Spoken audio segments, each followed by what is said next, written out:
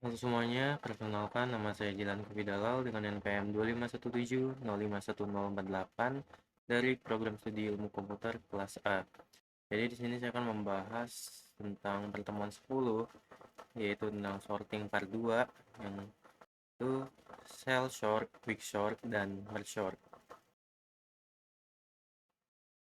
Jadi ini gambaran umumnya. Ini materi ini sangat penting karena ketiga algoritma lanjutan ini digunakan untuk mengurutkan data secara jauh lebih efisien dibandingkan dengan algoritma sorting sederhana yang sudah dipelajari sebelumnya, seperti bubble sort, selection sort, atau insertion sort. Nah, jadi kita akan mempelajari prinsip kerja, langkah-langkah proses pengurutan, karakteristik efisiensi waktu, kebutuhan memorinya, hingga pemahaman konsep divide dan conqueror. Selain itu, kita juga akan melihat bagaimana mengimplementasikannya langsung ke dalam program Python serta mengamati proses pengurutan data secara bertahap. Hmm. Mari kita mulai dari yang pertama, yaitu shell sort. Jadi di sini algoritma ini merupakan pengembangan dari insertion sort. Bedanya, jika pada insertion sort, perbandingan dilakukan pada elemen yang bersebelahan pada shell sort. Nah, perbandingan dilakukan pada elemen yang memiliki jarak tertentu yang disebut gap. Nah, nilai gap inilah yang akan diperkecil secara bertahap sampai bernilai 1, sehingga saat kondisi data sudah lebih rapi, proses akhirnya akan berjalan sangat cepat. Jadi di sini adalah contoh visualisasinya dengan langkah-langkah algoritmanya, yaitu dengan menentukan nilai gap awal umumnya sebesar setengah dari jumlah data, yaitu n per 2. Lalu membagi data ke dalam beberapa sublist berdasarkan nilai gap tersebut. Melakukan proses pengurutan pada setiap sublist menggunakan metode insertion sort.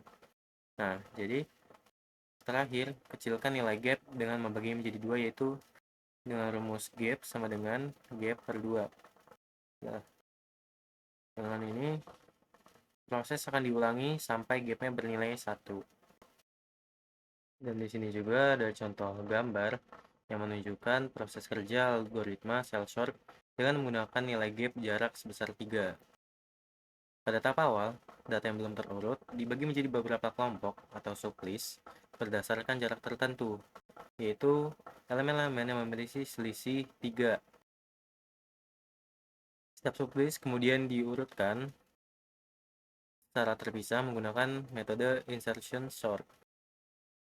Setelah masing-masing sublist selesai diurutkan, elemen-elemen tersebut dikembalikan ke posisi semula sehingga menghasilkan susunan data yang sudah lebih rapi, meskipun belum sepenuhnya terurut. Nah, proses ini menunjukkan bahwa cell sort melakukan pengurutan secara bertahap, dimulai dari elemen yang berjauhan. Terlebih dahulu, selanjutnya nilai gap akan diperkecil dan proses yang sama diulang hingga gap bernilai 1, sehingga pada tahap akhir data dapat terurus secara sempurna. Lalu yang kedua di sini ada quicksort. Nah, jadi quicksort ini adalah algoritma pengurutan data yang menggunakan metode divide and conquer, yaitu dengan cara membagi data menjadi beberapa bagian yang lebih kecil untuk kemudian diurutkan. Metode ini bekerja dengan cara memilih satu elemen sebagai pivot, kemudian membagi data ke dalam dua bagian, yaitu data yang nilainya lebih kecil dari pivot dan data yang nilainya lebih besar dari pivot.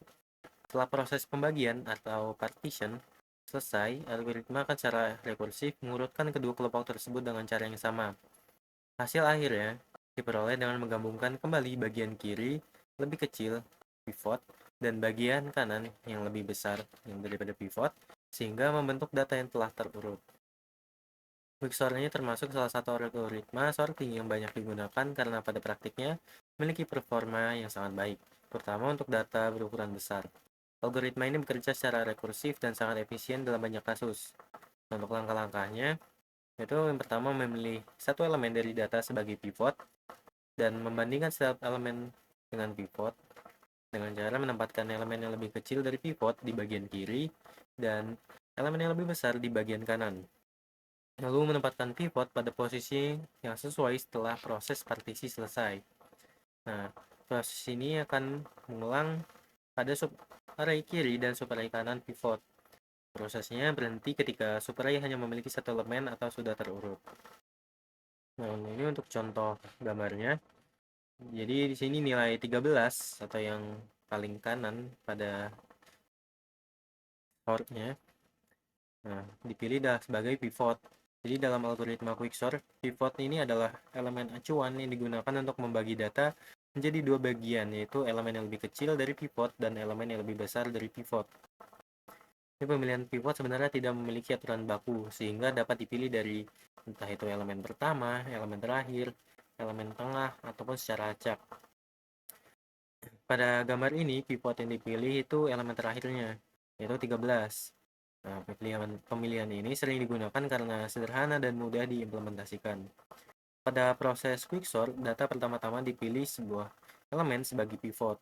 Nah, pada gambar yang di atas yaitu angka 13. Seluruh data kemudian dibandingkan dengan pivot dan dibagi menjadi dua bagian, yaitu elemen yang lebih kecil dari 13, di mana di sini ada 7, 12, 4, dan 11. Dan elemen yang lebih besar dari 13. Nah, di sini ada 18, 15, 19, dan 16. Setelah itu masing-masing bagian diurutkan kembali dengan cara yang sama, yaitu dengan cara rekursif. Yaitu memilih pivot baru, di mana yang bagian kiri adalah 11 dan yang sebelah kanan adalah 16. Setelah semua bagian selesai diurutkan, seluruh data digabungkan kembali menjadi sehingga menghasilkan urutan akhir yang sudah terurut secara keseluruhan. Di mana di sini dipilih pivotnya 11 dan yang lebih besar dari 11 itu 12 dipindahkan ke kanan. Nah, lebih kecil daripada 11 yaitu 7 dan 4 dipindahkan sebelah kiri. Nah, untuk yang sebelah kanan di sini pilih pivotnya 16.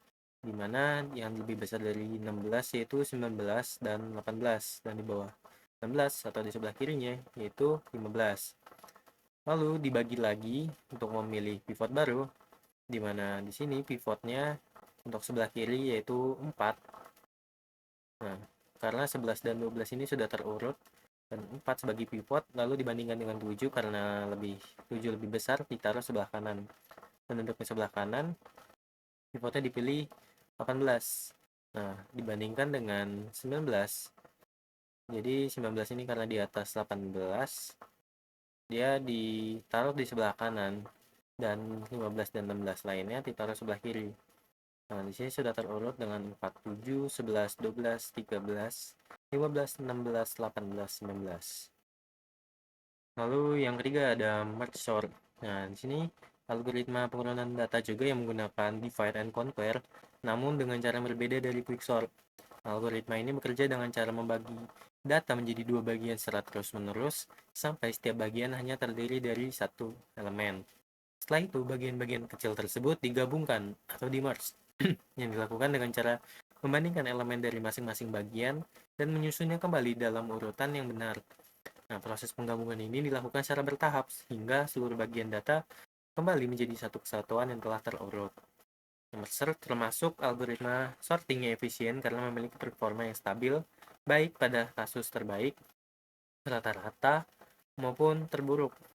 Oleh karena itu, algoritma ini sering digunakan untuk mengurutkan data dalam jumlah besar. Untuk langkah-langkahnya, yaitu yang pertama membagi data menjadi dua bagian, lalu yang kedua mengulangi proses pembagian pada masing-masing bagian hingga setiap bagian hanya terdiri dari satu elemen. Lalu menggabungkan kembali dua bagian antar berdekatan dengan membandingkan elemen-elemennya, dan menyusun hasil penggabungan dalam urutan yang benar, mengulangi proses penggabungan hingga seluruh bagian kembali menjadi satu array yang sudah terurut. Nah, di sini adalah contoh gambarnya. Proses berdasarkan gambarnya, proses dimulai dari data awalnya yaitu ada 38, 27, 43, 3, 9, 82, dan 10 yang belum terurut.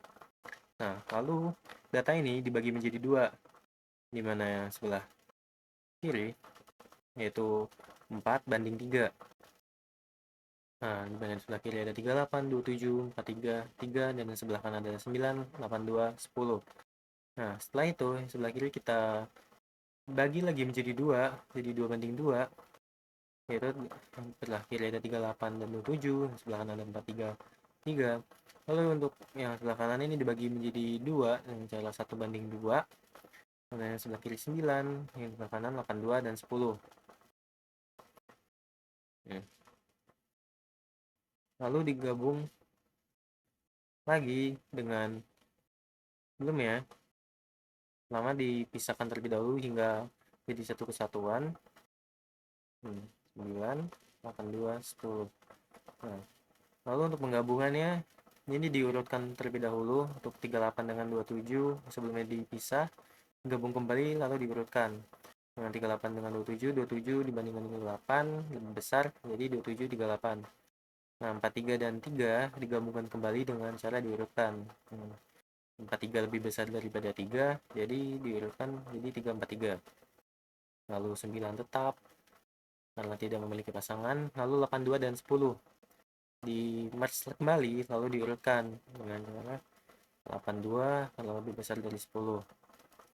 Nah, di sini memiliki data yang sudah terurut untuk tahap pertama, yaitu 27, 38, 3, 4, 3, 9, 10, 8, 2. Nah, setelah itu di merge lagi, lalu diurutkan, di mana 27 dan 38, dan 3, 4, 3 ini di merge, lalu diurutkan kembali, di mana 3 lebih kecil daripada 27, lalu 38 lebih besar daripada 27, dan 43 lebih besar daripada 38. Dan bagian sebelah kanan di sini 9, 10, 8, 2 digabungkan lagi lalu di short, di mana ini 9 tetap, 10 tetap, dan 82 tetap. Nah, setelah itu sudah masuk ke tahap kedua untuk pengurutannya. Nah, terakhir digabungkan kembali semuanya, lalu diurutkan. Nah, 3, 9, 10, 27, 38, 43, 82. Nah, selanjutnya di sini ada langkah praktikumnya, di mana ini ada fungsi cell sort R untuk memanggil fungsinya, di mana yang pertama di sini menginisialisasi untuk menghitung panjang array dengan n sama dengan len r dan menetapkan gap dengan cara ini ada gap sama dengan n bagi 2 sebagai jarak awal. Nah, untuk while ini selama gap lebih dari 0, ya kita akan melakukan perulangan untuk menyisipkan elemen ke sublistnya. Kita simpan elemen ini di variabel temp. Lalu kita geser elemennya ke yang lebih besar atau ke kanan dengan kondisi while j lebih dari sama dengan gap dan r j kurang gap lebih dari temp.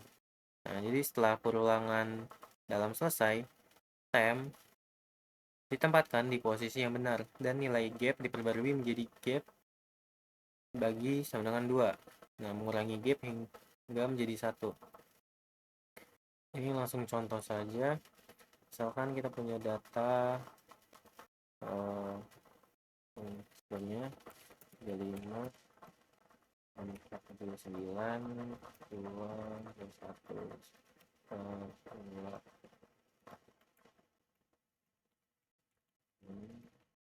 lalu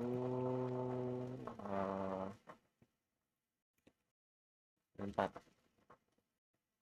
pertebaran dengan data sebelumnya 35 29 43 21 12 294. Nah, setelah diurutkan dengan shell sort, sini terurut bahwa 2 12 21 29 35 43 494 sudah terurut. Lalu yang kedua di sini ada langkah praktikum quicksortnya, di mana ini pada fungsi quicksort r. Nah, kita buat base case rekursifnya terlebih dahulu, di mana jika len r kurang dari sama dengan 1, nah, dia akan return r. Jadi menggunakan teknik list comprehension, nah kita bagi array menjadi 3 bagian secara instan. Nah, bagi data menjadi 3 bagian. Nah, variabel kiri untuk elemen yang lebih kecil dari pivot. Nah, dan kanan untuk yang lebih besar. Terakhir, kita tinggal mengembalikan hasil penjumlahan rekursif, dimana quicksort kiri ditambah tengah tambah quicksort kanan. Nah, jadi pendekatan ini sangat efisien untuk data berukuran besar. Ini ada contoh untuk datanya 19, 7, 15, 12, 16, 18, 4, 11, dan 13. Putaran. Nah, di sini sudah jelas data terurutnya dan data setelah diurutkan dengan quicksort ini sudah terurut. Di mana sini untuk pivot ini 5 yaitu elemen terakhir, di mana elemen terakhirnya di sini 13.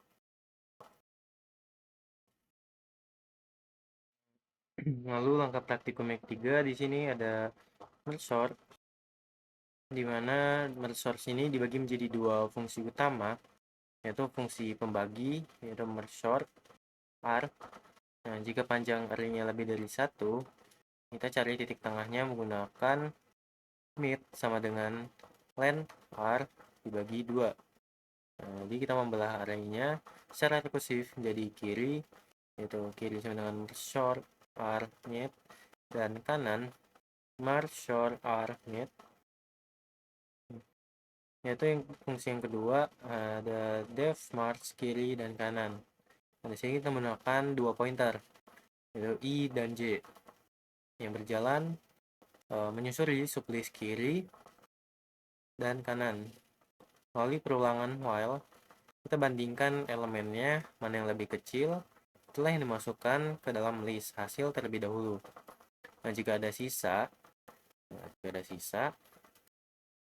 elemen salah satu sisi yang belum dimasukkan, kita gunakan hasil extend untuk memasukkan sisa elemen tersebut sebelum mengembalikan array yang sudah terurut sempurna. Mungkin sekian pembahasan yang dapat saya sampaikan, kurang lebihnya saya mohon maaf. Saya akhiri. Wassalamualaikum warahmatullahi wabarakatuh.